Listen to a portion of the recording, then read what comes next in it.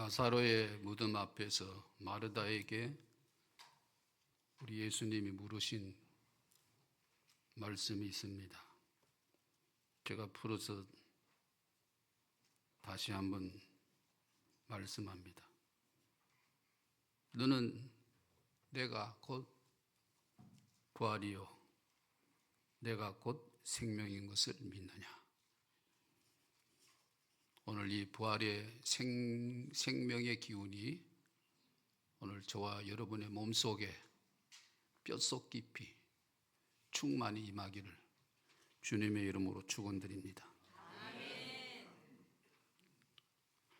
바울은 오늘 본문의 말씀에서 부활이 없다면 가정법을 사용했습니다. 만약에 그런 뜻이죠.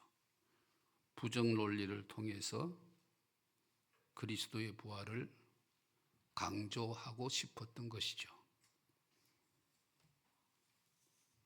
죽은 자의 부활이 없다면 13절 그리스도도 다시 살아나지 못하였으리라. 역으로 본뜻을 새기면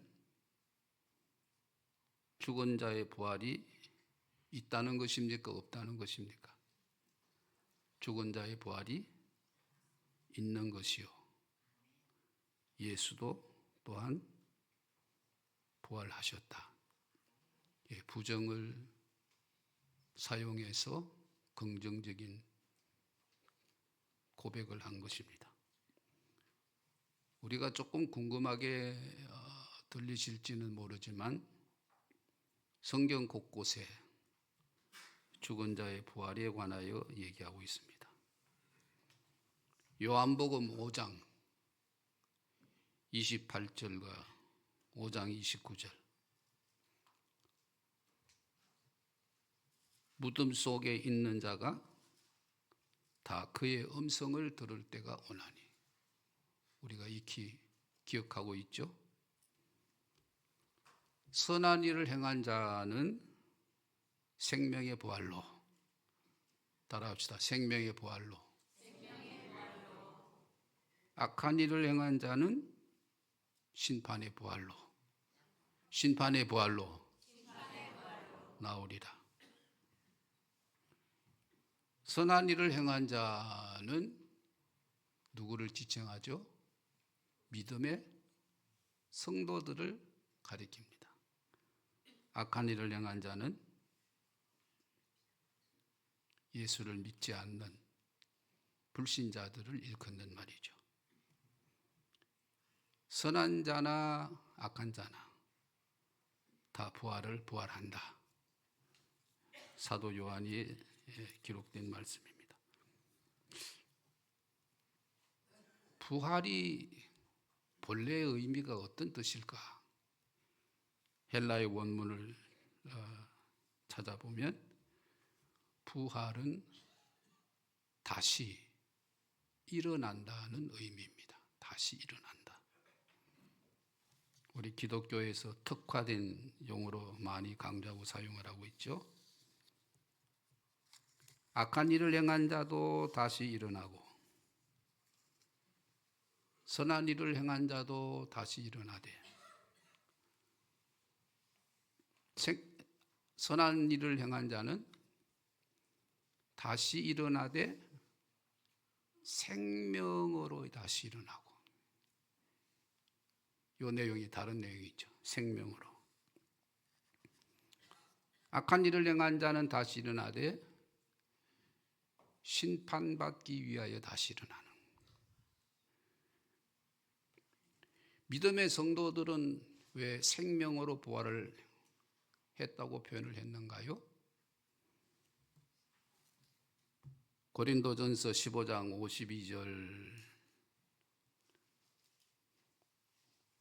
PDP 띄워달라고 부탁을 드렸는데 한 귀줄도 안 띄워주네. 섭섭하네. 주여. 고린도전서 15장 52절 마지막 나팔 소리 날 때 믿음의 성도들은 썩지 아니할 것으로 다시 살아나고 변화합니다. 썩지 아니할 것으로 다시 살아나고 변화합니다. 여기 썩지 아니한다는 뜻은 불멸의 상태, 놀라운 일이죠. 소멸되지 않는, 시간과 공간의 지배를 받지 않는, 부패가 불가능한 신령한 몸으로 호련히 변화되어 일어나는 겁니다. 일어나면서 이 신비롭고 놀라운 흥분스러운 역사가, 변화가 일어나는 것입니다. 우리 예수님은 이런 변화의 첫 열매가 되셨어요. 우리에게 이런 변화의 역사를 일으키시도록 문을 열어주셨어요. 그래서 첫 열매라는 뜻의 의미가 있습니다. 문을 열어주셨다. 시작이다. 그 뒤를 따라 성도들도 변하는 줄로 믿습니다. 두 번째 14절. 그리스도께서 다시 살아나지 못하셨더라면 복음 전파와 믿음이 모두 헛수고이다. 역으로 해석하면 예수님이 다시 살아나셨기 때문에 우리의 믿음은 헛것이 아니다. 그런 뜻입니다. 사도 바울이 고린도 교회에 이 점을 강조한 것은 유대교의 사람들이 개종하면서 그리스도인이 됐는데 그 중에 서기관, 바리새인, 사두개인들이 많이 있었어요. 그런데 이 바리새인들은 부활을 믿었지만 사두개인들은 죽은 자의 부활도 없고 영도 없고 천사도 없다. 그렇게 믿어왔거든요. 아마 그 영향 때문에 바울이 더 강조한 것이 아닌가 생각되어집니다. 부활이 없다면 복음 선포도 믿음도 헛것이라고 하는 바울의 선언. 기독교는 부활이기 때문에 우리의 믿음은 헛된 것이 아니다. 17절. 그리스도께서 다시 살아나셔 17절 띄워요. 그리스도께서 다시 살아나신 일이 없으면 너희의 믿음도 헛되고 너희가 여전히 죄 가운데 있을 것이다. 중요한 것은 후반부에 있는 내용입니다. 죄 가운데 있는. 왜 여전히 죄 가운데 있게 되는가?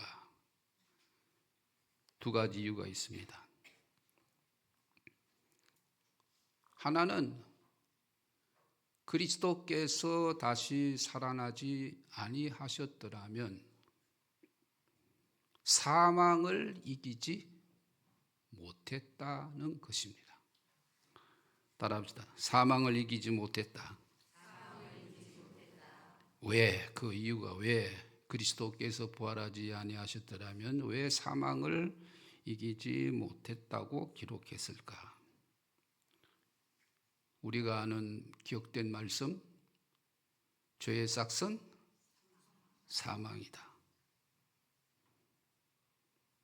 예수님이 우리 죄를 위하여 십자가에서 고난받으시고 돌아가셨을지라도 부활하지 못하시고 죽음에 머물러 계셨더라면 죄의 권세를 완전히 이긴 것이 아니에요. 완전히. 어떤 사람이 땅을 샀습니다. 현찰로 주었어요. 영수증도 없어요. 정인도 없어요. 중개상인도 없어요. 등기준도 안 했어요. 나중에 뭐로 증명합니까? 적절한 표현은 아닙니다. 근접한 비유입니다. 예수님이 우리를 위하여 고난당하시고 죽으신 것은 맞는데 부활하지 아니하셨더라면 무엇으로 사망을 이겼다는 것을 증명합니까? 그러나 주님은 부활하셨죠. 사망을 깨뜨리셨습니다. 승리하셨습니다. 고린도전서 15장 54절 중요한 기절입니다. 없어요? 이 썩을 것이 썩지 아니함을 입고, 따라합시다. 썩을 것이 썩지 아니함을 입고 죽을 것이 죽지 아니함을 입을 때는 사망을 삼키고 이기리라.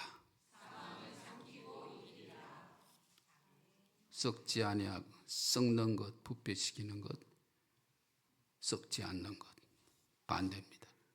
죽을 것, 반드시 죽게 되는 존재가 죽지 않는 존재, 불멸의 존재로 그리스도의 부활로 말미암아 우리도 썩지 아니할 것이 있고 썩지 아니함을 입고 죽지 아니함을 입는다고 했습니다. 그것을 사망을 삼키고 승리하리라 그러셨어요. 삼킨다는 여기 나오는 용어예요. 큰 짐승이 뭐든 먹어 집어 삼켜요. 삼키면 눈 깜짝할 사이에 소화도 다 시켜버리고 존재를 없애버리는 겁니다. 이것도 적절한 비유는 아닙니다. 그러나 근접한 비유예요.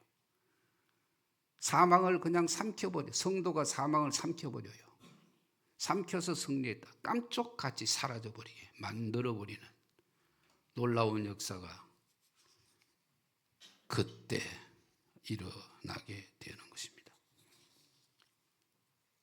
이 그리스도께서 이렇게 살아나심으로 인해서 성도는 큰 나팔 소리 울려 퍼질 때 호련히 변화하며 사망을 삼켜버리게 되는 줄로 믿으시기 바랍니다. 또 다른 이유가 있습니다. 그리스도의 부활이 없으면 우리가 왜 죄 가운데 있게 되는지 또 다른 이유는 로마서 4장 25절 로마서 4장 25절 그것도 없어요? 따라합시다. 예수는 우리가 범죄한 것 때문에 내줌이 되고 또한 우리를 의롭다 하시기 위하여 살아나셨느니라. 범죄 때문에 내줌이 되고 그가 찔림은 우리의 허물을 인하며 의롭다 하시기 위하여 살아나셨다. 의롭다 하심을 증명하기 위하여 살아나셨다. 의롭다 하심의 근거가 되기 위하여 살아나셨다. 그렇게 표현했습니다. 그리스도가 부활하지 아니하셨더라면 우리가 의롭다 한 것을 누가 증명해 줍니까? 우리가 예수를 믿었어요. 믿음의 칭의, 믿음으로 의롭다함을 얻는다고 그랬죠. 그리스도가 부활하지 않고 십자가에 머물러 죽음에 머물러 계셨더라면 우리의 삶을 의롭다 하고 인정받을 수가 없어요. 그러나 예수님께서 죄 때문에 죽으시고 우리의 의롭다함을 위하여 살아나셨습니다. 부활하셨습니다. 그러므로 성도는 형벌 아래 사는 자들이 아니고 하나님 앞에서 의롭다고 선포된 상태에서 사는 겁니다. 그것을 두 글자로 은혜라고 표현을 합니다. 우리는 은혜 속에서 사는 겁니다. 우리를 죄인으로 취급하는 것이 아니라 너는 의인이다라고 선포한 상태에서 저와 여러분이 살아갑니다. 그래서 믿음의 칭의를 이루는 것입니다.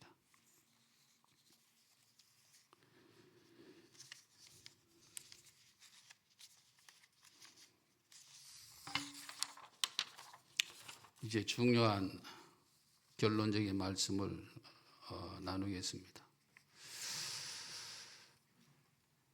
부활이 없다면은 우리는 여전히 죄 가운데 있으리라고 하셨지만 부활의 탈출구를 주님은 열어주셔서 우리가 옥에 갇혀서 살지 않아도 되는 하나님의 은혜 속에 사는 존재라는 것을 만들어 주셨습니다. 내가 사는 것은 그리스도니 죽는 것도 유익함이라. 사망아, 내가 쏘는 것이 어디에 있느냐. 성경 한 구절만 더 찾아봅니다. 고린도 후서 성경 펼쳐보실까요? 1장 고린도 후서 1장 9절 10절입니다. 함께 합독할까요? 우리는 우리 자신이 사형 선고를 받은 줄 알았으니 이는 우리로 자기를 의지하지 말고 오직 죽은 자를 다시 살리시는 하나님만 의지하게 하심이라. 그가 이같이 큰 사망에서 우리를 건지셨고 또 건지실 것이며 이후에도 건지시기를. 9절 앞부분이죠. 사형 선고를 받은 줄 알았다. 바울이 죽을 수밖에 없는 상황에 놓였다. 그 뜻입니다. 우리가 죽을 수밖에 없는 상황에 처한 적이 있습니까? 죽을 수밖에 없는 위기 속에 갇혀 있습니까? 이는 우리로 9절 둘째 줄입니다. 자기를 의지하지 말고